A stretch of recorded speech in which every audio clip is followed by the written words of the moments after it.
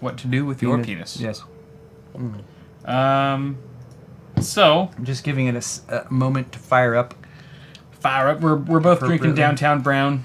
Just some casual sipping beer today. Love that Downtown Brown. Quick little beer check there. It's good stuff. Yeah. Right. Yeah. Are we streaming to both now? I think so. We should be live to both. Okay. Good. Beautiful. Yes. I All hope right. so. Looks like we're live to both. Hey everyone, and welcome. Did you tweet? I tweeted like 8 or 9 minutes ago. I'm gonna tweet. I did kind of an early tweet. Tweeting this shit. But hi guys and welcome. This is Awesome Hardware. This is the show that Cal and I do every Tuesday evening, 5:30 p.m. Pacific time is when we stream it live. If you want to catch us doing our thing while we are live and participate with us and everything. Right now we're streaming to twitch.tv/awesomehardware. Yep. Also streaming to my channel right now, which is Paul's Hardware. And when we get to the second half of the show in about an hour, we'll switch over and stream to Kyle's channel, which is Awesome Sauce Network. We have tons of news to talk about today. GDC is going on this week, so there's a lot of that stuff is going to be covered on Kyle's half of the show. We have some of that also to talk about on my half of the show, though. I'm not covering GDC stuff. There you are. Oh. Game Developers Conference? Oh, the AMD stuff and whatnot? Yeah, that's all from GDC. Yeah, okay, yes. Okay. Then yes, I am. Yes, I am. You are. I thought you were talking about other companies that GDC. No. Okay. Kyle was aware of the news. Right. Just not that it was at GDC. Yes. Okay, cool. Thank you. Thank you for clarifying that, Paul. Guys, if you would if you watch our channels and you like what we do and you want to help support us, a fabulous way to do that is to go over to our stores. AwesomeSauceNetwork.com/store is Cal's store. And he has awesome shirts. They're awesome sauce. CPU cooler shirts, all that good stuff. Check them out. Sauce. Loads of fun. Yep. He has a shirt also that I'm wearing today. And you know what? I really need to update this link. Clothing. Well, it's trying to link to a link that's on my old store. All right. Go to paulshardware.net or store.paulshardware.net, and that is my store. New and updated, a little bit cleaner, and I've got some new stuff on here. So I have polo shirts now, if you guys want to check those out, if you need something to wear for work. Polo shirt with the thumb screw. I've also got my new updated logo available on a standard black shirt, as well as these tri-blend gray shirts, which are nice and soft. Do those circles at the on that logo, do they match up with your nipples? They should. The logo circle should be right on the nipple. Right. Here, depending where your nipples are located. I mean, we tried to put those in a position that was anatomically, appropriate for everyone. I would hope so. I also have mugs and pint glasses, so check those out if you want a receptacle to pour your beverage into. Yes, and anyone who purchases an item from either my or Paul's store during the stream will get a huge Johnson shout-out at the end of this stream. So bear that in mind. We'll yell Johnson. It will confuse people who don't know what it means, but hey, that's something we keep doing. Yeah. Got to keep up with that. Yeah. And I'll be able to do that too, because I got the email set up for it now. Sweet.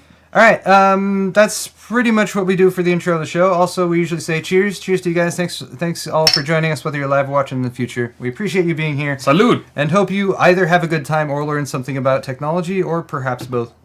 Or just enjoy making fun of us. That works too. That is option 3. Yeah. Okay. What do we got first? I felt like an efficient introduction to the show. It was. All right, so let's move into the first segments that I have for today, which I should also have ready here so I can talk about it. I like new segments because there's new lower thirds. Yeah, we got a new lower thirds. The lower thirds are my favorite part of every segment. New segment is VR Update. Hey, that guy looks familiar. Who is that guy? That's Austin. That's Austin Evans. I used a picture of Austin without his permission. Do you think he'll be mad at me? He'll probably track you down and kill you in your sleep. I hope not. That's just the kind of guy Austin is, though. Chris, thank you so much for the donation, sir. We love you too. Much appreciation. And Pup Shepherd. Beautiful. Pup Shepherd. Beautiful. And yeah, Pup, I do have a follow-up to that NAS video coming very soon. Anyway, I wanted to dedicate a segment to VR because I feel like it's the hotness, and if you watch our channels and you're into computers and building your own computers, VR is like the next best, greatest excuse to build a new computer. Yep. Or to feel like my current computer isn't fast enough. I need to upgrade it or something like that. Unless you go with the PlayStation. Unless you go with the PlayStation, which is an option. Yeah. So this first article we're going to talk about here, this one's from, where is it? From The Verge. This is just a general article about some of the stuff going on at GDC right now. GDC is Game Developers Conference. It's going on in San Francisco, and there's lots of game developers there. as well as keynotes going on by AMD, who did one yesterday. Again, more of that on that stuff on Kyle's half of the show. And I believe there's a PlayStation keynote that still has yet to happen. Hey, that's like Austin Evans, but it is a girl. It is a very similar picture to Austin Evans using the Galaxy. She copied him. The Gear VR headset or whatever. That's not real VR. That doesn't really count. No, it doesn't. But anyway, so VR in general is making tons of crazy strides. Why is it saying we're offline on Twitch? I don't know. It shouldn't. We're not on Twitch? Yeah, we're on Twitch. We're streaming to both. Everyone's saying rip. Because we just got encoding options, guys. Hit refresh. Hit refresh, bras. Hit refresh. F5 that shit. Although if it's down right now, they can't hear what we're saying. I'll just message them. You should message them. Try it. All right. Yeah, Twitch stream is still going according to. Actually, no, it does say viewer 0. So I don't know if Twitch is just going crazy right now, then there's not much we can do there either. Thank you for the notification/donation, Christopher. But we actually already saw that before you donated, so you just wasted it all. Yes. But we do appreciate the thought. Twitch chat is still working. That's what's important. Yes. All right. No, Twitch chat. F5 is not working. All right, guys. Yeah, I don't know what we can do about Twitch then. I can cut the Twitch stream and then try to queue it up again. What do you guys think, YouTube? What does YouTube think? YouTube doesn't care. YouTube's like, who gives a damn? YouTube master race about Twitch. But maybe they're or like, maybe people are watching on both. But maybe they'll be understanding and be like, this is the internet. We're all sharing it together. All right. Let's make Twitch good again. Make Twitch great again. Twitch was acting finicky earlier, so I just cut the Twitch stream. Let's try to queue it back up again and see if we can do both. And hopefully this will work. If not, we'll press on with YouTube. Yeah, guys, go to YouTube. Yeah, just tell them. It looks... All right, it says we're streaming to both again.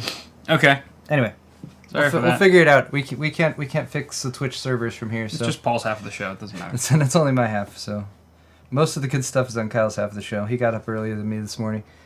Preempted. All right, so yeah. There's a lot of cool lectures going on at GDC, though. I guess is kind of the point, what I was trying to get back to. They're talking about everything that VR could possibly change, because there's lots to VR, possibly, beyond just beyond just the playing games, right? We've tried a few games, we've tried some tech demos, but it could be used in lots of other stuff. They're talking about stuff like storytelling, development standards, filmmaking, audio design, user harassment. Like what... I mean, we all know that when people decide to troll or harass online, that they can be real big-time jerks. And I'm sure there's going to be issues to deal with when it comes to VR as well in that same stretch. Leon, thank you so much for the donation. Oh, my God. Heyo! Leon, you're fabulous. Hype train. Appreciate the donation, sir. Thank you, Pup, as well. Yeah. And, okay. But when it comes to VR, like, I don't know, there's just so much potential, I guess, for what could be done in the future with it, and so it's fairly exciting. Journalism and public art is another thing that could be. I mean, what if you were walking around somewhere, for example, and like you see a bunch of people with VR headsets just staring at something, like, the edifice of a building or something like that, and then you realize they're staring at like some artwork, some virtual digital artwork that someone has created, and if you have the right software, and a VR headset or something like that, then you can go and see it. Right. Like augmented reality on top of virtual reality. I mean, they kind of go hand in hand to some degree. And so there's lots of cool stuff. There's the brush effect that they've been using that you can paint in VR. Did you try any of those demos at CES or anything? I didn't do the brush one, but I did do like the zombie killer one. Yeah, the zombie one was really fun. That's pretty cool. This looks really cool too. Yeah. I saw Jerry's Barnacles' demo on it with the HTC Vive, and it looked really, really like accurate. Like he could just connect 2 points in 3D space very precisely, and it looked really fun too. Oh yeah, game development. They already have game development going on. And apart from the 2 big ones that are launching next month or within a few weeks here, which is the Vive and the Rift, there's also PlayStation VR, which seems to be the next actual going to launch as a product VR thing. So PlayStation VR, which as far as we know is just called PlayStation VR so far, is going to also... So what they're doing, because they're using a PS4, they are hampered somewhat by the technology that they're working with. So they're going for more of a software-based approach. They're trying to optimize things. And they also have hired all these actors who are really good at pretending like they're wearing VR headsets. It's all just CGI overlaid on their face. Well, I mean, obviously they're not really wearing headsets as they're making these faces. No, Paul, that's clearly a micro camera that's within the headset. Oh, yeah. Within the PlayStation head-mounted display. That, or, I mean, what if... no, it's not going to happen. What if the headsets really do look like this in the future? Hey, where'd that guy go? Look how surprised he was at whatever happened. Oh! Oh, my God. I would have loved to be the director on this set. He's so shocked. Just pretend like I put my fist up your butt. This would be the headset of the future, though, right? Completely opaque, you know. It like just kind of hovers and you know you probably have some sort of injection points in your head where and it detects that and uses some kind of magnets to like hover there. Eventually they'll be invisible, and when we like look all surprised, it'll be like how Bluetooth is now. When we're like, who the hell's that crazy person talking to? You'll be like, oh my God, and there won't be anything on your head, and people will think, well, dude, that guy is clearly psychotic. That's how it's gonna be. That's already kind of what people. Kind of what people think of anyone who's using a VR headset, especially if they're the janky ones like that use cell phones. Those still look very silly to me. Like this group of guys all standing around. You know what? They are cool though. If my buddy Ian, he's really big on the phone VR or whatever. Make a couple of those. And he'll take some photos with Google Camera, so he can do like full 360 or like panoramic shots in almost 360 degrees, and then he'll put it on his phone. And when we went to Hawaii a few months back, he was like taking all these pictures. He showed it to me, and I was like able to relive the moment and stand in this one position that he had taken the picture in and look all around me. Photosphere, right? Yeah, exactly. Yeah, which was kind of cool. That's but I mean, cool. At the same time, it's limited right now. But who knows? As mobile games has exploded, maybe mobile VR games will then take off at some point. I think it could. I think the budget kind of entry level field of I think the VR gaming, the shrinking down of the technology to make it portable and to make it feasible for wearing on on your head or something like that, I think is what probably has the longest way to go. Yeah. But when it comes to PlayStation, though, they are going to have, for example, continued use of their things that Sony does with PlayStation, which is, for example, unique gaming experiences. Right. I would assume that means unique to PlayStation because I don't see any way forward right now of changing that mentality of creating unique games specific to a platform to encourage people to buy into that platform. I mean, it is a very viable business method. Sure. But they're talking about Res Infinite, a new Psychonauts game, a Gran Turismo spin-off, and a modified Tekken. All of which, I'm not as familiar with Res Infinite, but the other three games I've at least tried, and all of them have, long histories and pretty huge fan bases. We don't know if the PlayStation VR is going to feature hand controllers, is it? It probably will, right? I don't think that has been confirmed yet, as far as I know, but I feel like it should.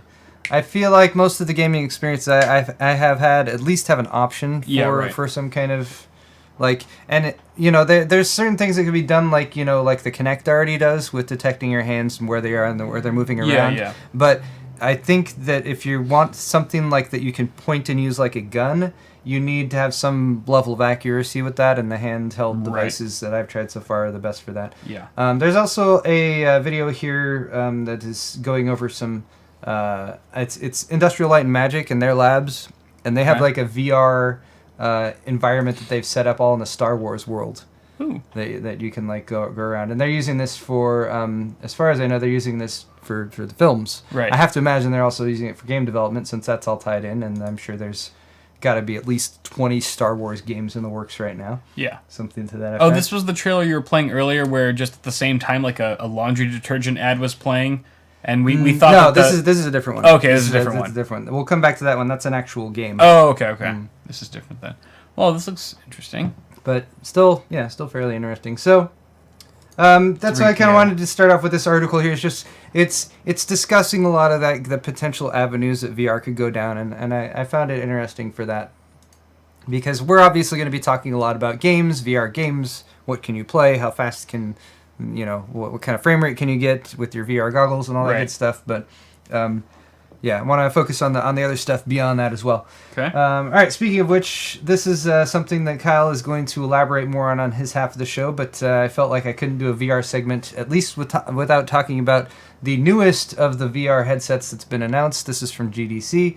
This is the Sulon Q, which sounds like a Like a salon. Yeah, it's like what, a French salon. Like, Sulon Q. Like you just stepped out of a salon. I just got my hair done at Sulon Q. Yeah. Really? That's a very strange name. I don't know where the hell they came up with this. I don't either.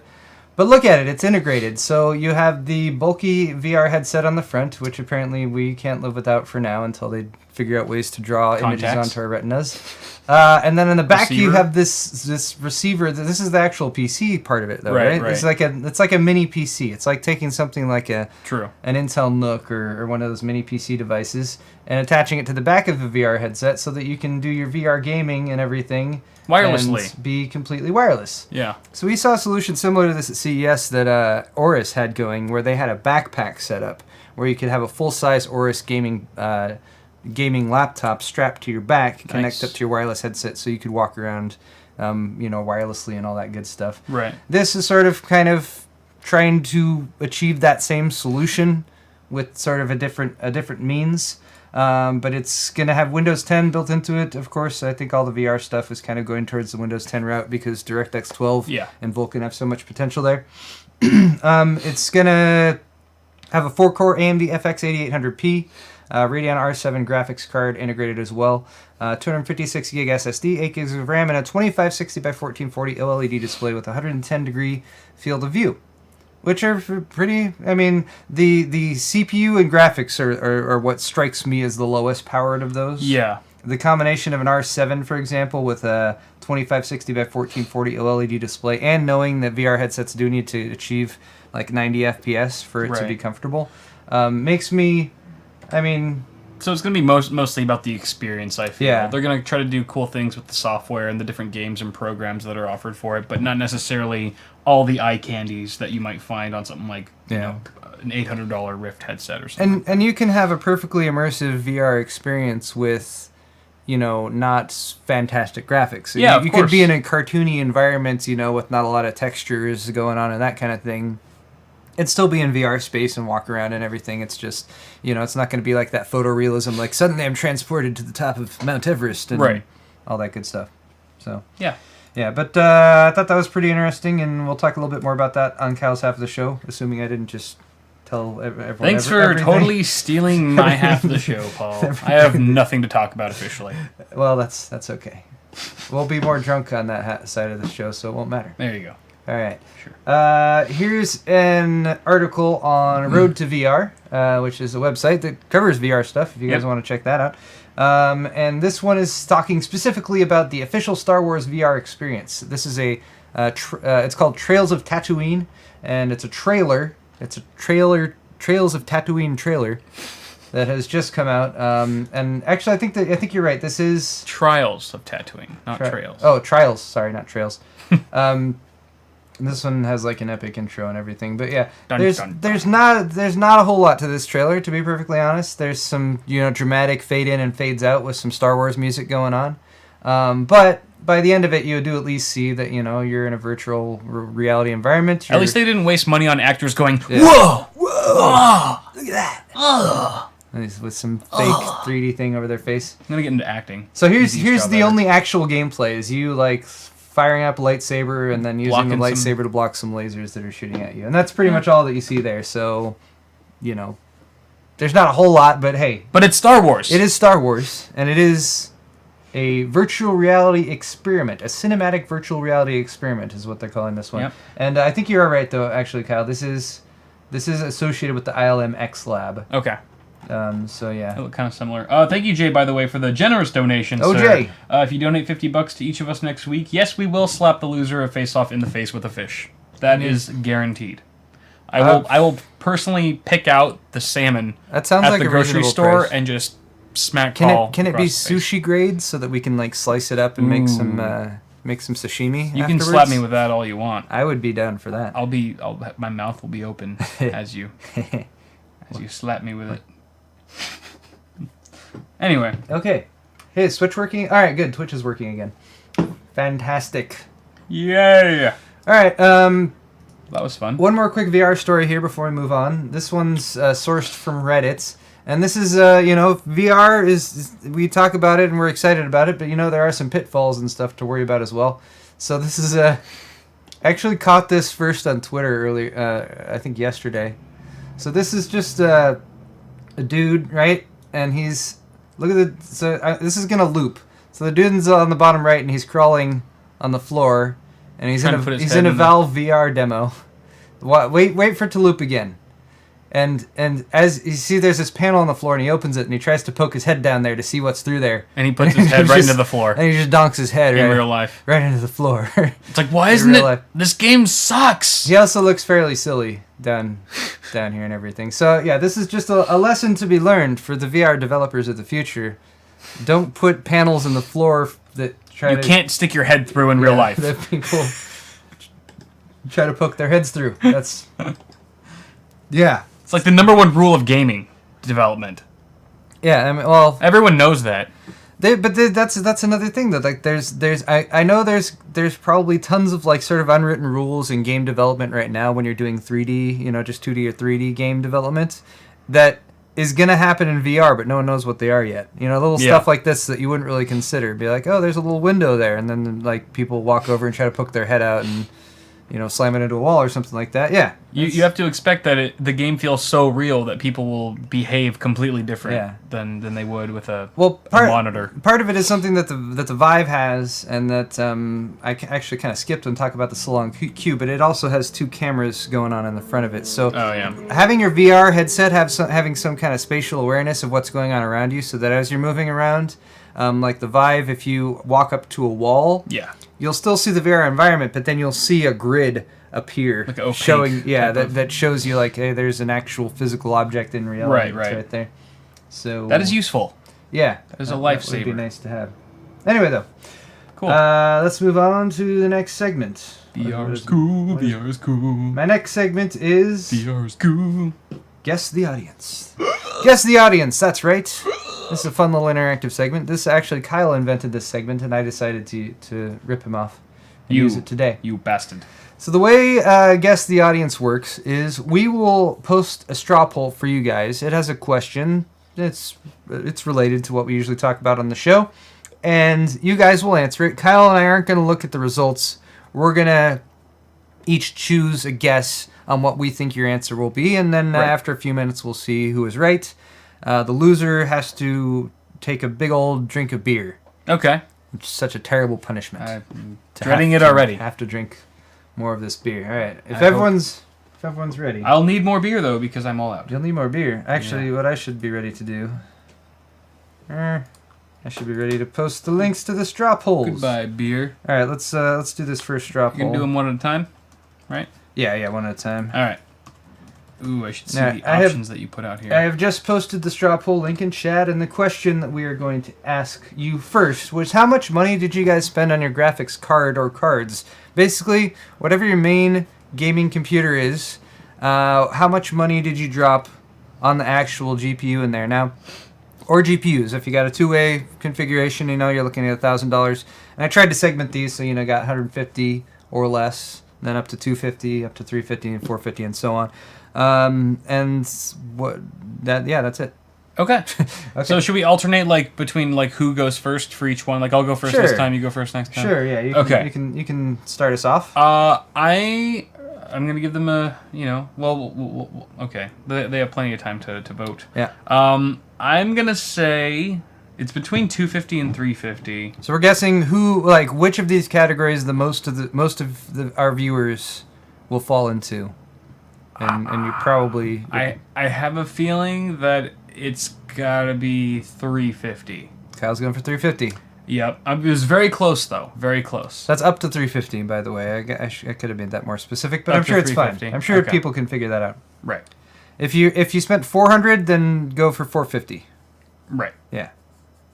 Yeah, that makes sense. That's yeah.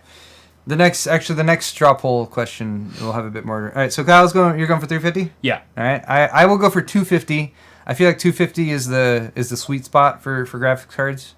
Like my GTX 260 I bought back in the day, that was $250, and that's I feel like that's the nice balance between you're not getting a budget entry level card. You should still get some performance, but you're not spending $300, $400, $500. All right. All right. We'll see what people think. Shall we look at it? See the results. Results. 350. Ooh! Wow. By like 2 votes, though. By like 2 or 3 votes. It's really close. Oh, 650 or more was second? No, 650 or more was second. You guys are trolls. Wow. There's no way. I guess there's just lots of our viewers have badass graphics cards. Like multi-GPU setups. That is not true. Everyone... You guys are full of it. I don't buy it for a second. No, there's no way that there are more people with $650 GPU configurations than 250. That just does not make sense. But it doesn't make... You have to consider that we're enthusiasts. We're polling a very specific segment of the market, which is the people who watch our show. And this is just telling us that the people who watch our show aren't afraid to like drop some serious cash, or people are just like, I'm gonna vote for the biggest one, whatever the biggest one is. That's complete trolls. I'm gonna vote for troll poll. All right. In any case, either way, I am surprised 650 or more came up so big on that one. But but yeah, that's your 980 Ti and your Fury X and your 2-way configuration, guys. Yep. But Kyle wins with 350. So take that swig, Paul. Cheers. Paulio. Guess you didn't know the audience this time around. Better luck next time. It's not know the audience, it's guess. Better guess the audience better. David, thank you. Gotcha. Thank you, sir, so much for your donation. Yay! That's the best donation ever. Because he just said thank you. Just thank you. He wasn't like, hey, read my comment. Read that. Read it! Damn you, I gave you money! It's just so selfless. Hit each other. Good Hit job. each other. Slap him in the jack. Slap him in the jack. Split your box. Good night. Tear the room apart. Break all Kyle's computers. Baby oil. I donated $5. Baby oil, $1. We don't really get. We're making fun of all the people who have donated to us. We are. We're terrible people. That's why they love us. We're kidding. We love all you guys. Yeah. All right. Let's go on to the next bit. I do a good Pee Wee Herman laugh, don't I? It's not high pitched enough to be. Oh. All right. Getting closer. It's good, Kyle. It's perfect. Sorry, headphone users. It's perfect, and you never have to do it again. Rest in peace. All right, let's move on to the next. What do we got? Posting this in chat. How many games are in your Steam library? Didn't I do this one? No, I said how many did you purchase? How many you purchased a month. You're right. I took that and used only its essence to create a different question. Okay. This was not because this was the last segment that I was putting together as the show was rapidly approaching, and I needed something to work with. All right. Damn, Leon. Damn it, Leon. Damn it, Leon. Baby, you are the epitome of a bad donator. Choo-choo. And we love you for it. Choo-choo trains. Thank you very much, sir. All right, so how many games are in your Steam library? This one's pretty straightforward, I guess. If you guys don't know, if you just pull up Steam, it's right there on the library section. Right. I actually had to double check this before we started, just because I wasn't sure, but I'm at like 75. And I'm like a few less than you, like yeah, less than like 10 60, less than you. 65 or 70 or something like that. Right. But yeah, I mean that's where I'm at. Okay. And there's still a bunch of those games that I haven't even played. Right. Me too. So mostly I've just either not played or benchmarked only and not played at all. But so based off of your and mine, that's really the only reference for comparison we have to go off here. Yep. So based on that, what do you think our audience has in their library? So this is difficult because you got like people like us who just buy games occasionally when we find games that we really want to play. And then you have like the completionists, your Steves of the world. Yeah. Who have to have every game that's out there, or who are very, very addicted to like the Steam sales, and who buy games on Steam sales just it's only $250. Right. Why would I not buy that game? Yeah, they're like adolescent teenager they get women. A bunch like that. So girls. For that reason, shopping. I'm gonna say 1 to 200. I think 1 to 200 because I think there's a lot of people who are gonna have more games than you or I necessarily do. You picked mine. But I think going beyond 200 is asking a bit more. So 1 to 200. That's my answer. All right. So my vote is gonna be 500 or more, just based on the last round. That's because I'm not going for what's accurate. I'm just going for what's the highest number of votes, and I have a feeling our troll poll audience here is just gonna strike again with the turnip voting system. People want to break into my house and rub my head? What? I don't know. It's just something. Thank you, Tim, for the donation. Yes, we did drop that. Stop trying to get us to bend over and show you our Much obliged, Our sir. fine behinds. I'm going to go for 500 or more. All right, Kyle's no going logic 500 or more. other than you guys are trolls. And we have 3 more questions, so That's my reasoning. Try to move through this a little faster. All right. Results. Oh, 50 or less. Wow.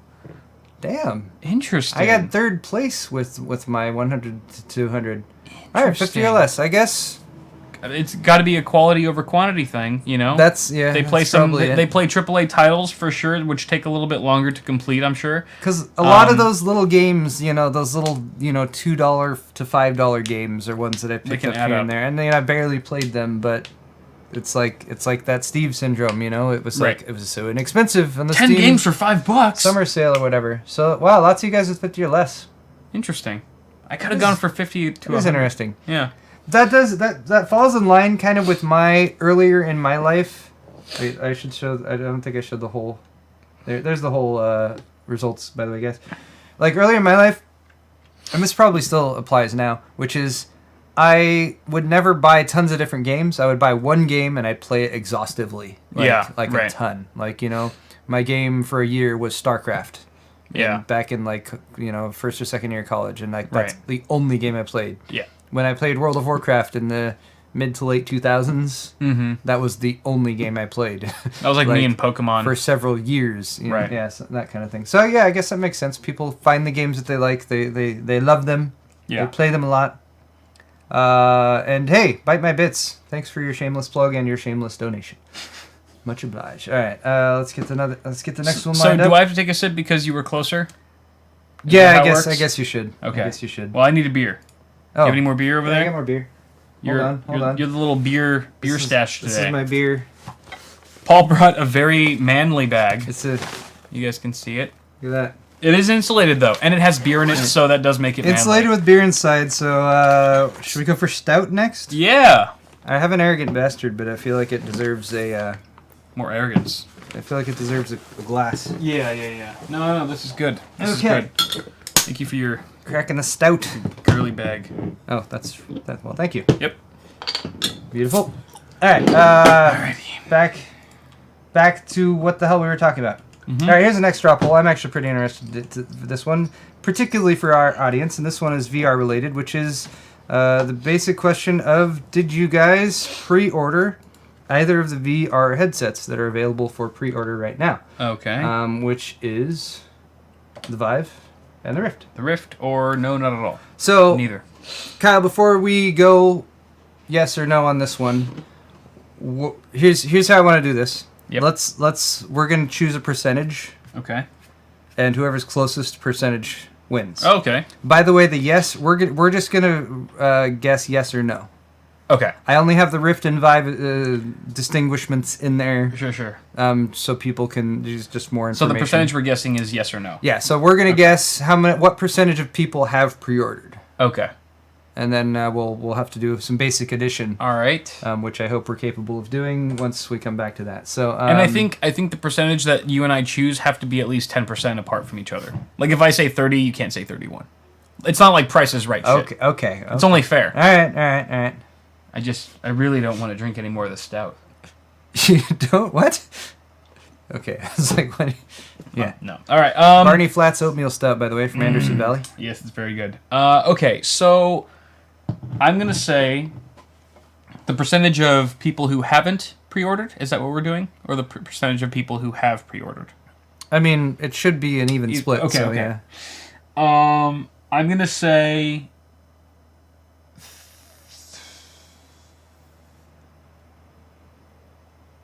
I'm going to say 30% of people have pre-ordered, 70% have not. Wow, okay. I will immediately say 20% then, because I think that's high. Okay. And I got to go lower, and I got to go 10 points lower, so 20%. Okay. So as long as it's not 25%, then we'll have if it's 25%, I guess we will both have to drink. Right. And we'll see how that goes. All right, results. See. Oh, wow. Okay. All right, I win. Yeah, you're right. Yeah, that's because it's. I mean, it's expensive. That's the thing. I think my frame of mind is from a reviewer standpoint. Yeah. Where it's like, well, you have to buy it because how else are you going to get it to review it and make videos on it? Whereas the average consumer is thinking, Why don't I just wait for both of them to land, hit markets, and then read all the reviews, and then make an informed purchase decision? And Whereas, you and I are making that informed purchase decision for them, so we need to have it. We need to pre-order it. So yes, it being a tax write-off does play into my my willingness to order. Holy a Vive or a Rift. Shit, JS! Sweet Jesus! Mother of God! Jay's JavaScript. You win. You win life. I believe that is the largest donation we have received ever seen. You win the internet. $100 from Jay's JavaScript. I'm gonna finish my beer for that one. Good God! I can't finish mine because it's still full, but I will take a big sip. Much obliged, sir.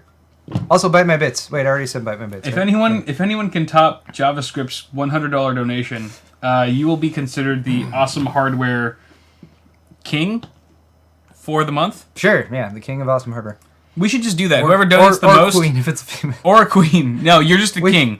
We will change your gender. If you are a girl, you would just become a king. We will give you a penis for your donation. Oh. Cheaper than you can find in Tijuana. Something we have control over. I wouldn't know about that, though. Yep. All right. What was I going to say? I was going to say, if the question here was, instead of pre-ordered, if it was, do you plan to get a VR headset within the next year, or maybe even 6 months, then I think you would have been a lot closer on yours. But I think the pre-order thing, people are still just, people got to wait. They got to wait till they actually launch and all that good stuff. So, all right. What's going on? All right, next one is, how old were you when you first built your computer? When you built your first computer? Wait, I need to get Interesting. Oh, God, I just opened Paint for no apparent reason. It's an age thing. Why did I do that? So how old were you? How old? I'll paste it in chat as well. Oh, thank you, Kyle. Yes. I don't want to paste it from that account because I'm not... I got it. All right, I got it in YouTube. Kyle posted... Yeah. My God, look at the chat going crazy. Okay, cool. Pup asks, with a $1 donation, what if we want to be a queen? Kyle, can they be a queen? No. I was saying that. No. We only have kings. You're only a king. That's how the show works. We are a monarchy. Yes. And we're sexist. We're a sexist monarchy. Misogynist monarchy. All right. So, yeah, how old were you when you built your first computer? I would fall in the 11 to 15 category personally. Damn, son. Because that's it was close. I think it was 13 or 14. Yeah. I think when we did the first one, my dad and I. I was 21. Awesome. 21? I think I was 21 or 22.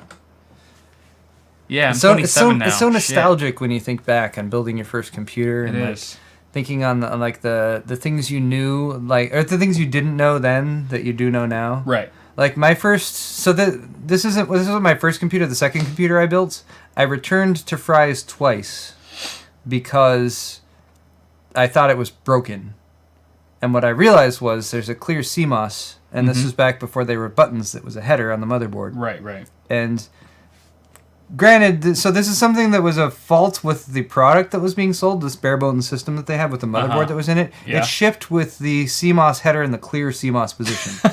So you couldn't boot the damn system up. Right. Now, if I had known what I was doing at the time, I'd have been like, oh, switch it back to normal, and then it would have been fine. Sure. But it wasn't until I got my third system back that I realized that. Right. And I've been much more aware of clear CMOS buttons. Yes. Ever since then. So, nice. Yeah, and they still do have those headers on budget boards. Oh, they have them on even non-budget boards. Even boards that have a physical already button, have the button. Usually there will also be a header in there. It's a good thing to be aware of, for sure. Yeah. Yeah. Oh, wait, I can't show results yet. We have to guess. You're right. What's your guess? Okay, my guess is going to be 16 to 20 years old. 16 to 20?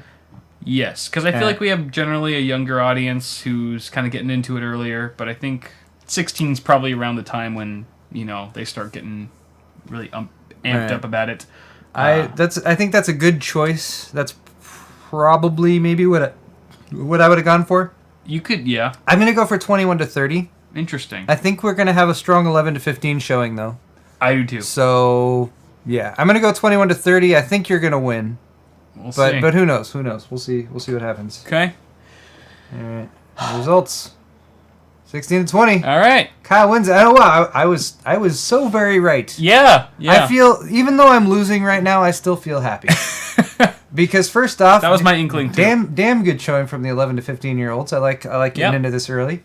16 to 20, I mean, that's a perfect time for it. And 21 to 30, I mean, there's a lot of people there too. Only 4 people with the 41 or older, but I mean, we're talking first first built PC here, not like recently. Yeah. And we actually had 21 people who apparently have never built a computer before. And thank you guys for joining us. If you're being honest. Yeah. Hey, if you guys can learn anything from this live show about building computers, then I am damn impressed. Yeah. Because I feel like we're a little shaky on that particular part of it. Yeah. Our regular videos are probably a little bit more appropriate for actual learning. Sometimes, maybe yours are. On occasion, unless we're doing potato PC builds. Yes. Or whatever. Oh, that was a good build though. All right, one more question here, guys, in our guess the audience segment, and this one is. Wait, I guess this is a really really controversial question. This one's super controversial, which is, are you hungry? Damn. I'm. That's a heavy hitting. So we usually start the show at 5:30 p.m. Pacific time. We usually have not had dinner, and by the time the show ends, man, starved. I get pretty damn hungry. So all these calories we're burning. I could eat, starve. I mean, we have a few options here, Kyle. Okay. I think it's my. Is it my turn to choose? You get to choose. So the options are: I could eat, starving. Why? Do you have food? I'll eat a pig's ass if you cook it right. And no, I'm not hungry. All right. Does anyone know where that fourth quote comes from? Sounds like a Quentin Tarantino line or something, but no. I'm not. I can't be sure. Similar. I'll wait and see if anyone posted in chat. Is it? Oh, see, people are eating right now. That's a fabulous. Dude, you should have included that benefit. Why didn't you? I'm eating right now because why didn't you think of it that? would just incite jealousy in me. Anyway, people are guessing Anchorman. It's not from Anchorman. I ate a pig's ass. You cook it right. That's how it goes. What's from Anchorman? I'll tell you in a minute. All right. So which one are you going with? We gotta make a decision here. I'm gonna go with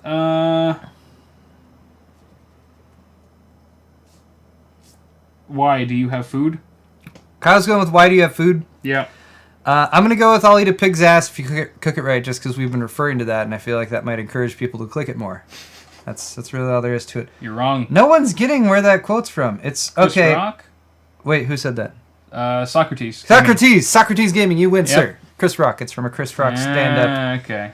I think it's from Bigger and Blacker. I forget which one. But gotcha. Yeah, Chris nice Rock. Socrates.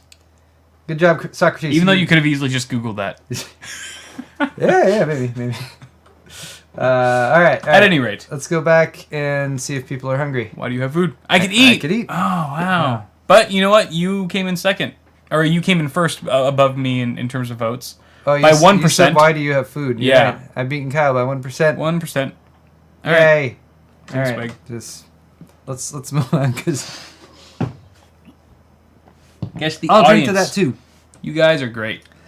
Thievy Chow, thank you for your donation, sir. Just submitted my paperwork to a Stanford summer program. Good luck to you, sir. Yeah. I'll drink to that. Good, very, very much good luck to you. Stanford best of wishes. Is an honorable institution. They don't know what they're doing. Stanford guys. I could teach them. They're in the Pac-10. I could learn things. Pac-12. I could learn them a thing or two. Anyway. What are you, a Cal fan or something? You have no idea what I'm talking about, do you? No. So I'm not all wrapped up in the whole college rivalry. So the stuff. The Pac-12 is the Pacific 12 Conference. Okay. They all have football teams and other athletic teams and that kind of thing. Right. The two schools that are located in the Bay Area are Stanford and Cal. Cal is Berkeley. Right. So I knew that. So if you're talking shit on Stanford, then decent chance you're a Cal fan because you know the rivalry there. Anyway. You're such a jock. I'm such a jock. I went to USC, so I could not help but learning certain things about that. All right, let's move on to the next segment, which is insecurity. Insecurity, yes. This is also my segment. This was also a segment I invented. A segment that Kyle invented. I realized we didn't. I was like, I should do a cybersecurity segment. It's perfect, right? Because and then Kyle already had this, and I was like, oh, I'm just going to reuse that, and then I won't have to redo the lower third or anything like that. Yeah. All right, so insecurity. We're going to start off here talking about actually a pretty major issue that has just come up within the past few days, which is ransomware. Holy shit! Holy shit! Is ransomware scary? Yeah. So if you guys aren't familiar with what ransomware is or what it does, basically if you get ransomware, it's via a virus on your computer. The ransomware will take your data, wherever your major data is stored, encrypt it and lock it down with a security key, with a key that only the developers of the ransomware have. And if you get this, and your data isn't backed up somewhere else, then your only real choice, unless you're really good at figuring out how to decrypt stuff, I guess, is to like pay the company and hope that they like honor their agreement to decrypt your shit or whatever. Right. Anyway, the reason this is a big deal is because this has been fed to people via banner ads in mainstream websites over the past 3, 4, 5 days. Over the weekend in particular, there was a big rash of it happening. Major websites that were affected included the New York Times, the BBC, which I go to, damn it, MSN and AOL, and basically there's a toolkit called Angler. It sells exploits for Adobe Flash, Microsoft Silverlight, as well as other widely used internet software. And they started pushing a laced banner. It started pushing laced banner ads through a compromised ad network. The file being served in the ads had more than 12,000 lines of heavily obfuscated code, or hidden, shrouded in secrecy. Yes. Obfuscate. I really like the word obfuscate, actually. Obfuscated. My English teacher in high school had a shirt that said "eschew obfuscation," which is super hilarious if you're a linguist. Nope. No? I don't know what a shoe is. Should I just lay like a shoe, like eschew, ESCHEW. I know that, but I don't know what that means. Lay it out, spell it out for me. Eschew means to avoid. Okay. Obfuscation means to make something confused or unintelligible or difficult to understand. Avoid confusion. Yes. And because it's funny because saying eschew obfuscation, most people are like, well, are confused. Yeah. It's very meta. Now I've destroyed it. How meta. Okay. Now I've destroyed it. Anyway. It dies with me. 12,000 lines of heavily obfuscated code. What was in that code was a long list of security products and tools that the toolkit avoided. This is what's confusing. So basically, if you got it on your computer, it would check and see if you're running a bunch of different, more difficult to deal with antivirus programs or prevention programs. And if it found those, it wouldn't do anything. Huh. But this was in an attempt to keep it from being identified for as long a time as possible. Because if it gets spotted, if you have if you have an antivirus program or something running in the background on your computer and right. and it tries to execute code or do stuff that the antivirus program sees as malicious, the antivirus program will report back to its superiors, its main database, and you'll see it's on the radar. Yeah, and it will get on the radar. So got it. It was very sneaky. Yeah, very sneaky in that way. Smart. Basically, they said if the code didn't find any of these programs within these lines of code, it continues with the flow and appends an iframe to the body of the HTML that leads to Angler EK, which is the exploit kit, landing page. Upon successful exploitation, Angler infects the poor victim with both BEDEP, BEDEP, which is a Trojan, and the Tesla Crypt ransomware. Double the trouble. So you get both of those at the same time. Is it Tesla Crypt type of ransomware that was developed by Elon Musk? No, I don't know where that comes from. Okay. Presumably they're just trying to smear Elon Musk's good name. The two attacks are flowing from two suspicious domains and primarily trackmytraffic.biz and talk915.pw. Okay. And, that's kind of terrifying. Yeah, so this type of stuff is just scary because the fact that they're able to inject this into, there are shady places on the internet that you go where you kind of expect something like this. Yeah. The general news sites that you browse and that kind of thing are typically where you would expect there to be some more security. And But here it is, hidden in plain sight, really. Yeah. On very, common basic websites that are typically trusted. Yes. So what can you do? What can you do to can you do avoid a this? clean install? I mean, as long as you have your files backed up on a hard drive or something like that, or on if you had your files backed up, I mean, it's encrypting a portion of the hard drive, and it's saying this won't be encrypted unless you pay us money, so we give you the key. But, who knows if they even do that, if you do give them money, or if they just take your payment information and try to, do more fraud on you or something like that.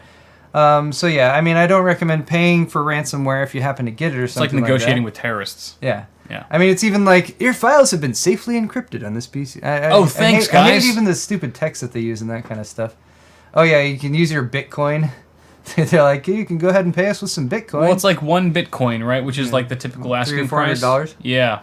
Which is about 400 USD. So that's a lot of money for a decent amount of cash. Getting jacked. Anyway, so I guess a good excuse to run ad block software for one. Yeah. So the ad doesn't appear in the first place. Or to keep your antivirus up to date. Or don't click banner ads. Or just to never use Flash for anything. Just completely remove Flash. But we need Flash for awesome hardware because we do face-off games. That's totally true. Never mind about Flash. Keep it around. All right. Just for that. Let's move on to some better news, so to speak, in this particular category. Hackers have breached the Ku Klux Klan's security company, and they have compromised the Ku Klux Klan's website. So KKK.com is currently down. I didn't even know KKK.com was a thing. Of course it is. But apparently it is. The KKK. It's on my bookmarks. They're super.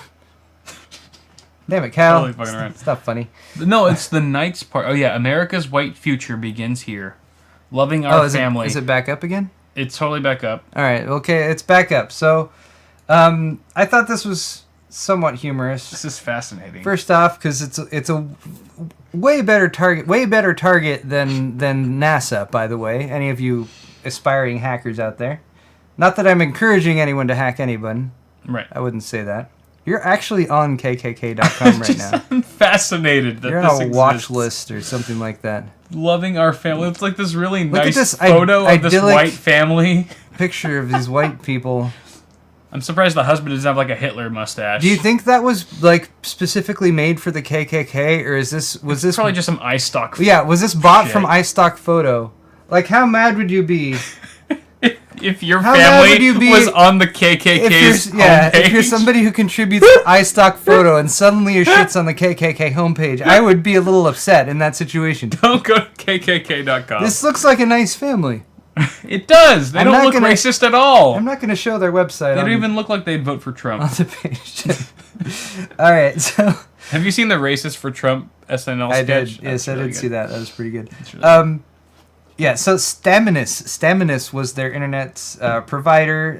The Staminus CEO, his name is Matt Mavi. He said, "We believe that usernames, hashed passwords, customer record information, including the name and contact information, and payment card data were exposed for anyone who's associated with the KKK website or has apparently bought do they have a store you can go and buy some KKK paraphernalia or that kind of crap? I don't know, but I'm gonna check. That's terrible. Leon, keep the train going, sir. Whoop, whoop. Where's the fancy beer? The fanciest beer we have today, Leon, is probably the Arrogant Bastard. Yeah. Which we'll crack that open soon once these stouts are done with. And we are doing after party tonight as well. Mm-hmm. So stay tuned for that. Probably just gonna play some GTA over here. Yeah. Oh yeah, they do have a store. Anyway, after the Staminus CEO, so Staminus again is the service provider, not ISP, but they're the host who was hosting this website. A security researcher named Nathan Malcolm from Synthetic Labs said that he explored the leaked data and he found unencrypted credit card numbers, expiration dates, and CVV codes, which you're not supposed to store if you know how e-commerce works. That's the security number on the back of the credit cards. He found that for 1,971 Staminus customers. And then finally, the hacking group that's actually responsible for this, who is not anonymous in case anyone thought it might be, is called FTA. No one I've ever heard of before. Huh. Not that I don't really... What's the word? Fraternize. Fornicate. I was going to say. Fraternize? I don't really fornicate with hacker groups. You don't have sexual intercourse with hackers? Yeah, that's why I thought about it. I wouldn't have guessed that. Anyway, but FTA, the hacking group that actually did this, said, yes, that's right, Staminus was hosting the KKK and its affiliates. So first, they've even exposed that Staminus is hosting this site in the first place. Not that we hold anything against the KKK. Choosing such an awful host as Staminus, however, is unforgivable. And consequently, they had to be punished. So that was their reasoning. Look, you can get a Rebel drink koozie for $6. Stop browsing the KKK website. This drink koozie, I think it would go really great with a white IPA. Jeez. I think just like a great white would do really well in that Kyle, drink koozie. India Pale Ale, really? India Pale Ale? You think that's acceptable? That's not American. I mean, it's pale though. It is pale. Just pale ale. We just need pale ale, Kyle. All right. Screw the Indians. Let's make America great again. God damn it. All right, we're getting... This show is slowly deteriorating. We are deteriorating. All right, one more story here. Let's move on from the KKK. This is from TechDirt.com. The White House, we've talked about this in past episodes. They're trying to go after, the government, the feds in general, I should say. The feds are going after Apple. They're trying to make them create a compromised version of the Apple operating system so that they can get into a cell phone, an iPhone that was owned by, what's his face? I don't care what his goddamn name is. He's a terrible person, and I'm glad he's dead. Good. Yeah, whatever the fuck. That's Will Arnett, man. That's Will Arnett. Will Arnett's that's cool. Will Arnett, and that's a very funny. I've made a huge mistake. If you guys, you watch Arrested Development, right? I've seen some of it. Every time they say this line in the first season, I die. It's hilarious. Yeah. It's absolutely hilarious. Anyway. So the fucking douchebag who decided to kill a bunch of people in San Bernardino, and he's got his phone, and the feds have been trying to get into it, and they're trying to use this as an excuse to make Apple compromise the security of basically a ton of different iPhones. And Apple has said no, we shouldn't do this. Right. And other people have come back and said yes, we should. I don't want to dwell on this too much because we've already actually spent a lot of time. So all I want to say here is one, they are getting a lot of pushback. That is good. Right. They're actually understanding that this, a lot of the reasoning why they decided to go after this particular case was because they felt that the public would be behind it. The public would be like, oh yeah, it's a terrorist. We should totally do this because it was a terrorist and the terrorist doesn't deserve to have privacy or anything like that. Right. But fortunately, there's been a lot of education going on, and people are not stupid. A lot of people are not stupid. Yeah. And they're like, no, that's actually, there was a big...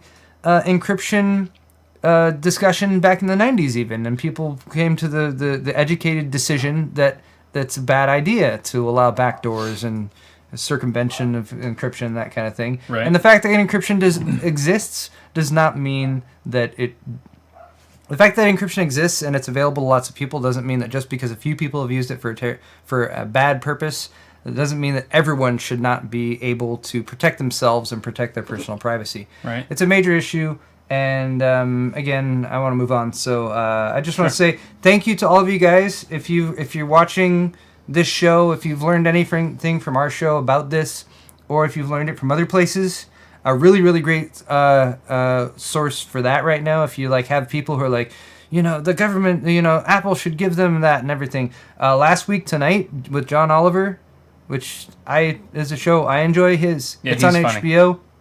He did a bit on the Apple encryption thing last week, right. And it's freaking phenomenal. He did a really good job on it. So yeah, I recommend. So send all of your parents that link. Yeah, direct them to basically. It's pretty much your parents. Don't direct them to this portion of this show because I feel like we probably haven't done the best. That'll be counterintuitive to the point we're trying to make.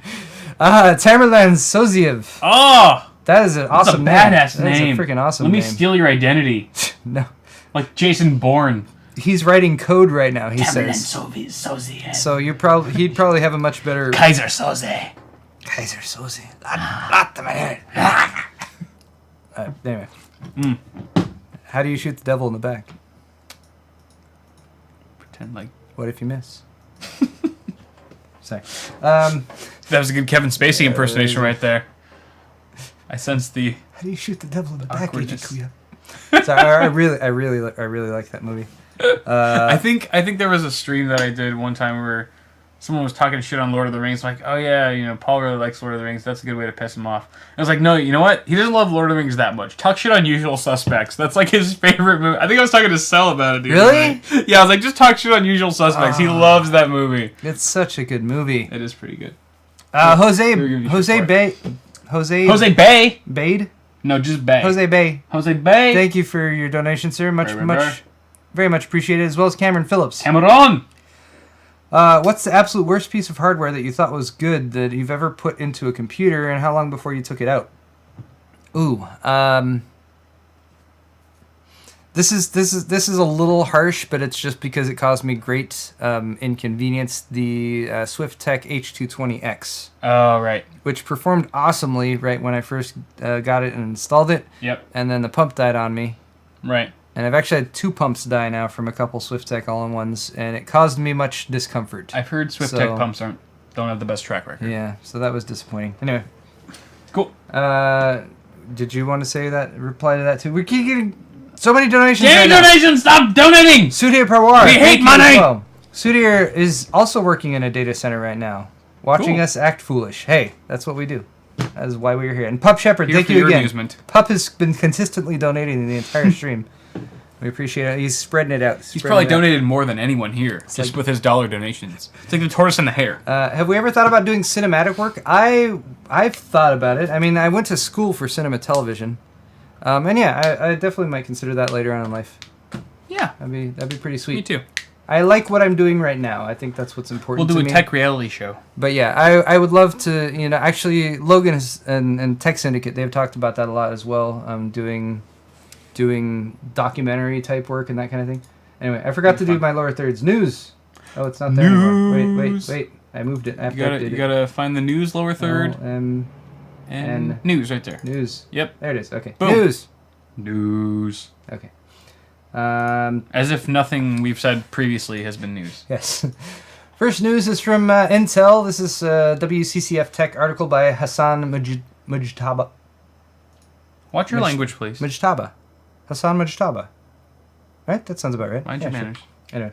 Hassan is writing specifically about Intel and their upcoming stuff. Upcoming processors. So this is kind of a little bit of a correction, a little bit of a confirmation, and just some stuff that I thought you guys should be aware of. First off, there was some rumors that Intel's 10 nanometer products were going to be pushed back to like 2018. That Intel has confirmed with WCCF Tech is not true. It was based on like an erroneous job listing at Intel's website, which led many to believe that the new chips would face major production issues that would lead Intel to delay their Cannonlake generation to 2018. Intel's clarified that the listing has been taken down since it contained an error, and 10 nanometer chips remain on track. Right. Fabulous. Sweet. So 10 nanometer should be second half of 2017. That's next year. And second half usually means after June, which usually means Computex.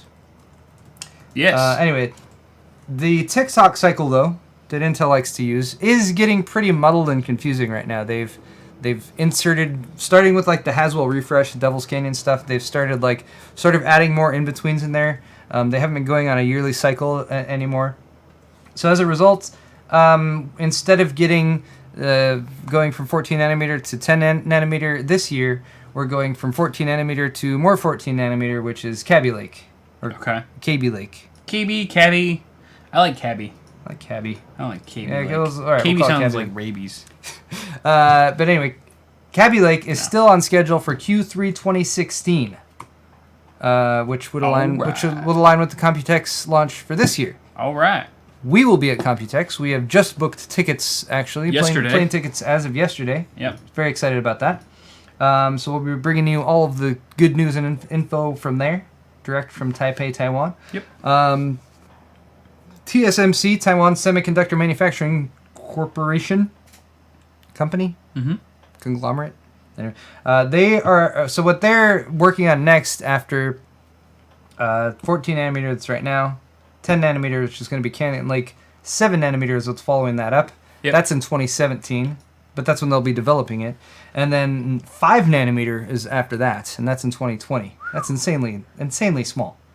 Moore's Law has been kind of slowing down in the last year or two, and there's a lot of people looking at the shrinking down of silicon as being sort of hitting the end of life. So Intel has cited the use of some new technologies, spintronics, which sounds like an exercise class. It does. I'm going to go to my spintronics class and burn a bunch of calories. I hope that bitch Elaine isn't there. I don't know. Usually there's some bitch who like you don't like in your spin class, right? I don't know. I don't go to spin classes. You would know. Okay. Spin class. Spintronics as well as quantum tunneling methods. quantum tunneling, which that also sounds like a yoga also movement. sounds badass. I'm not even going to make an attempt to explain how that works right now. I'm working on my tunneling. Make sure you tighten your core. Yes. During your tunneling session. And tunneling session in the Spintronics class. But this will overall reduce, if they're able to integrate these technologies, it will overall reduce the power and the cost of creating each transistor, which is an important part of Moore's Law. It's not just making everything smaller, it also has to do with the cost of transistors. Sure.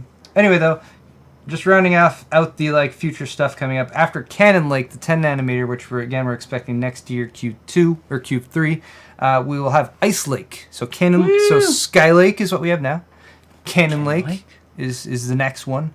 Ice Lake is after that, and they've already even come up with a refresh name for Ice Lake, Tiger Lake. So they're already too many lakes. They're already planning on a Haswell refresh with Ice Lake, I guess is how I interpret that line. Why are they all about the lakes now? Cannon Lake, Ice Lake, Tiger Lake. First it was like bridges. They really love bridges. Yeah, they were into. Now they're all into the sandy bridges. They got now a lake it's all about fetish. the lakes. It's weird. I don't know. Intel, man. I don't know what they're smoking over there. Thanks, Modern Zelda, for the $5 donation. Okay. Yeah, sorry I'm out of stock. I'll be restocking those soon. Yeah, get that in there. Get in there. All right, what do we got next? Next up is the Cooler Master MasterKeys Pro L and MasterKeys Pro S. Hey, look. It's almost as if you have a keyboard. Like I have one of them right here. Right there. So this was announced and launched today. Not this one. This one is not available yet. This is the MasterKeys Pro S. And this is S means small. Small. Does it really? I think. Oh. There's an S and an L. I can only assume it's small and large. Yeah, that makes sense. Right? Yeah. So, I mean, that's at least how I'm thinking about it to determine the difference. Shitty and legit. Yes. Or the other option. So this is Cooler Master's first foray into a Cherry MX-based Switch RGB mechanical backlit keyboard. RJ Bay. And shit is RJ Bay. I have been working on a review. Oh no, my keycap puller. Ah! I've been working on a review of both of these boards. I have this one, the smaller one, and I have the bigger one too. I brought the smaller one because it's more portable. Comes with a keycap puller. That's nice. And I'm liking these boards so far. Basically, if you liked the Quickfire Rapid Eye, which was a nice little compact 10 keyless keyboard, very solidly built. I mean, it's not crazy heavy, but it's like you feel that. You know how it feels like. Let me compare it to the Nova Touch 10 keyless, which is exactly the same body, but just with no RGB functionality and different switches. I mean, it's about the same. It's about the same weight. There seems to be a little bit more weight with the RGB, just because there's probably like an RGB controller in here. But they look exactly identical, other than the keycaps. Right, the keycaps are much different. Yes. The body itself, though, however. This is Nova Touch. This is the RGB. What's it called? The MasterKeys? MasterKeys, yeah. MasterKeys S. MasterKeys Pro S. Pro S. Yeah, very similar. Very similar all around the bezel and whatnot. But that's a good thing, because I really do like the body. They have reduced some of their branding. They don't have they don't have the Cooler Master logo up on the top. Yeah. But you're right. The housing itself is exactly the same. Still micro USB. Still micro USB. That was one of my complaints. And detachable. One of my complaints in the review. Right. But just plug it in here, and hopefully it will light up. Right. I need to change the mode. There you go. There we go. Ooh, look at that. Look at that. That's fancy. Pretty. That's so pretty. yeah, it's got a very sturdy design. It's delicious. Kyle's gonna. It's coated in a nice sugary supplement, so you can lick the side of it and it tastes good. It's got a. It's got a. I really like the nice soft flow of the of this particular. You know, it's very smooth. It's a nice gradient there. Yeah, it's an easy transition. Yeah. They have some software already developed. It's I found to be quite full featured. I mean, it lets you do pretty much not like everything you can possibly do. I mean, the Corsair software there's a lot more you can dig into with it. I think right out of the gate there, but also more confusing. Also more confusing as far as just a simple, straightforward out of the gate way to get your keyboard going and looking like you want it to with the colors and everything, and it's even got stuff like I would probably need to pull up the software for this, but it can do Snake. Yeah, I don't think I need to pull up. Oh yeah, see, look. Ooh, I did that. That's fun. I did that color design. Boom, boom, boom. Earlier today. It's beautiful. Anyway, though, it's got it's got an ARM Cortex processor built in, 72 hertz processor. Again, a lot of easy function keys that you can use to like program it without needing to access the software, which is pretty cool. And overall, just nice, well built. And this one has Cherry MX Brown switches. Probably comes in what, red and blue as well. Brown, red, and blue is what they are going for. Right. I've lost my keycap puller and this doesn't want to come off. Come off. Yeah. I'm also hitting buttons since it's plugged into my laptop now. Come on. All right, whatever. I can't pull it off. Where's your keycap puller go? I put it back in the box. That's all right. Don't worry about it. Everyone just watched my review video on it. I've got both of them, and I got lots, full overview of both of them and all the features and all that good stuff. And that'll be up on my channel tomorrow. Sweet. Yay. Okay. The last thing that they did with it was they took the housing for each Cherry MX switch and they modified not the switch itself, but the housing around it so that they could fit larger LEDs, so they say. And I'm not going to say it like blinded me or anything, but they definitely seemed pretty bright. Cool. So, anyway. Cool. All right. A couple more quick news stories to talk about here. First off, Razer has a new laptop. I want to show that. The Blade. It's not even a picture of the laptop. The Razer Blade. The Razer Blade. 2016. Yeah, so this is the 2016 version of the Razer Blade. There's sort of a picture of it. Fuck yeah. There's a picture of the plug. Type-C. USB plug. It's got a Type-C connector on it. There's all the specs. Specs. And apparently I need to watch this damn ad before. No. Ah! Play. Is that a baby? It looks like an ultrasound. Oh, no, wow. No, it's a badger or something. Otter. Okay. Leon, Jesus. Damn, dude! Information for the after party. Damn! Leon, we will be broadcasting on each of our YouTube channels. So I'll be on our Twitch channels. Twitch.com/PaulsHardware. Twitch.com/AwesomeSauceNetwork. Yes. Okay, yeah. Okay. True. What am I talking about? Razer Blade Stealth, 14-inch display, 3200 by 1800 resolution. Yep. It's available to also have a docking station, which is called the Razer Core, which uses Thunderbolt 3, and that's what this picture is of right here. Right. Get out of there. Which is kind of cool. I mean, having that external locking station. Yeah, I saw that at CES. This, I don't know what sort of proprietariness this is. Thunderbolt 3 indicates it might be a standard that others could use, but who knows for sure. Right. Also, why did I watch an ad if it's just... Oh, no, here we go. There's the actual thing. Other than that, it comes with a 970M GPU, Core i7-6700HQ, 16 gigs of DDR4, 2133 memory, either a 256 or 512 gig PCIe M.2 SSD. PCIe M.2 SSD has a wide range of actual read-write speeds and everything that would be available, but still, that's better than SATA. Multi-point touchscreen, 2-megapixel webcam, HDMI 1.4B, 4.25 pounds, which is pretty damn light. 18 millimeters thick as well. So that's one of the things that the Razer Blades get a lot of credit for, is they're pretty damn small and portable. Yeah. And that's nice. Build quality is usually pretty good too. $2,000 is how much this one is going to cost right out of the gates. So it's also got this RGB keyboard, because RGB is everywhere.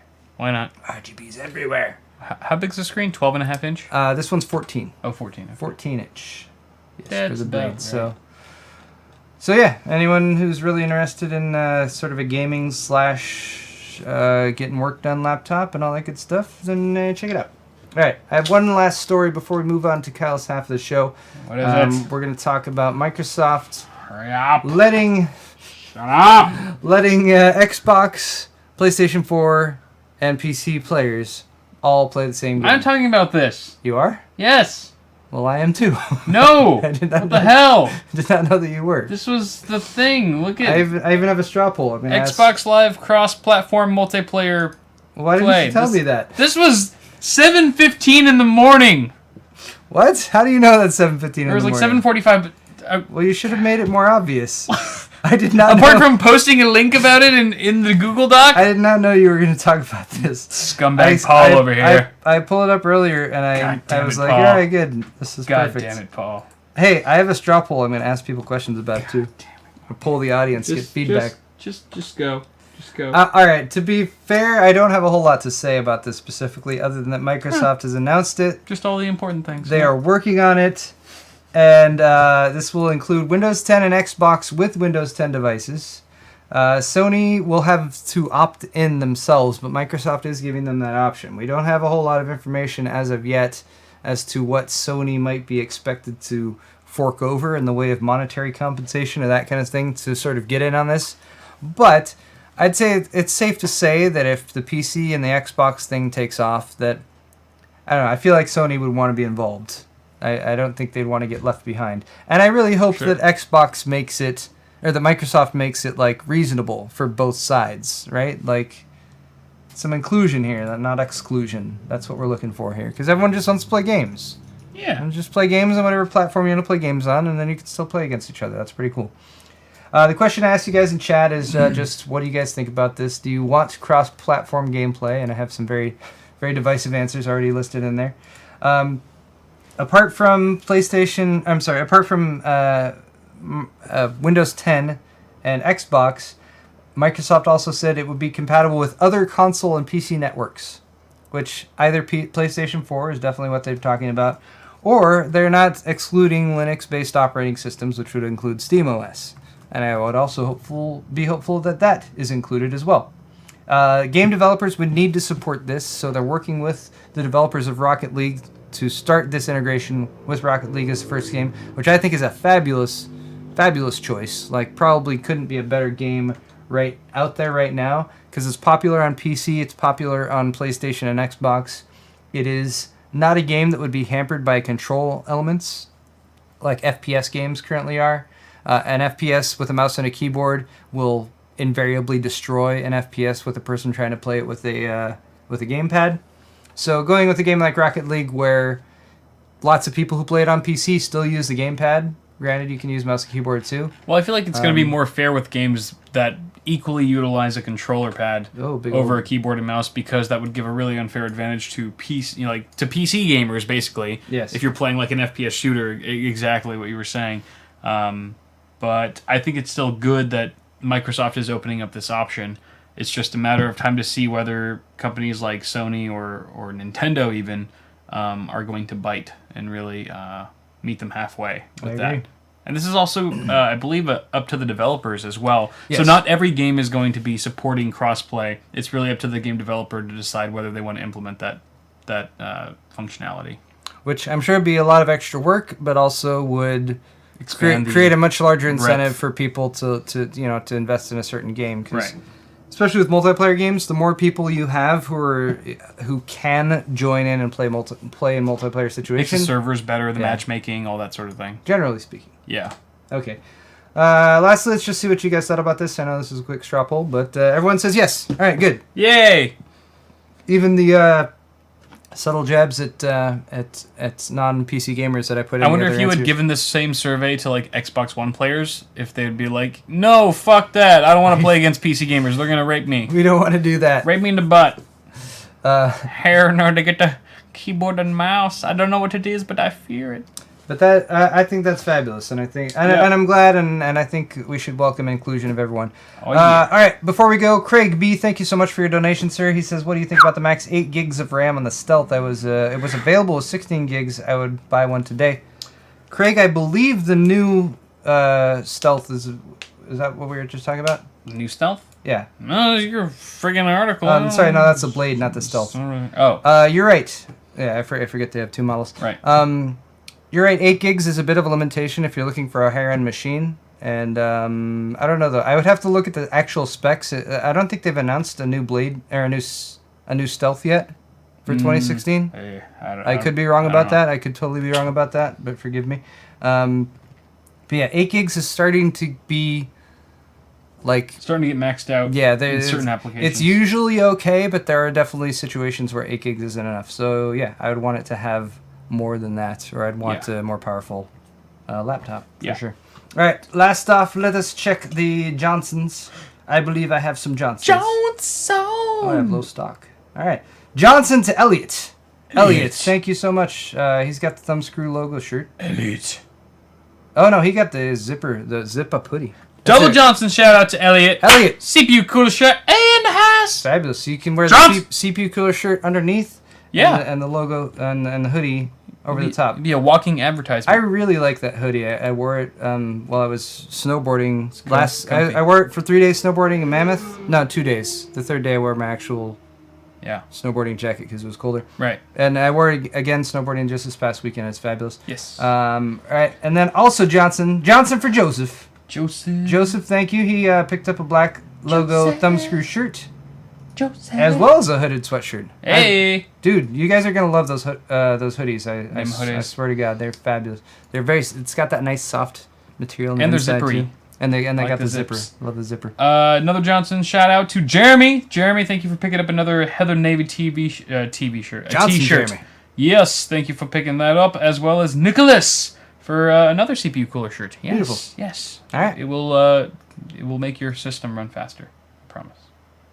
All right. Well, that's all from my half of the show, guys. I'm going to cut this off right quick so we can move over to Kyle's half. Yes. We're going to take a short break. If you're watching live, we will be back momentarily. Thank you again for watching. Hit the thumbs up button. Leave us some feedback in the comment section. All that good stuff. Have a great day.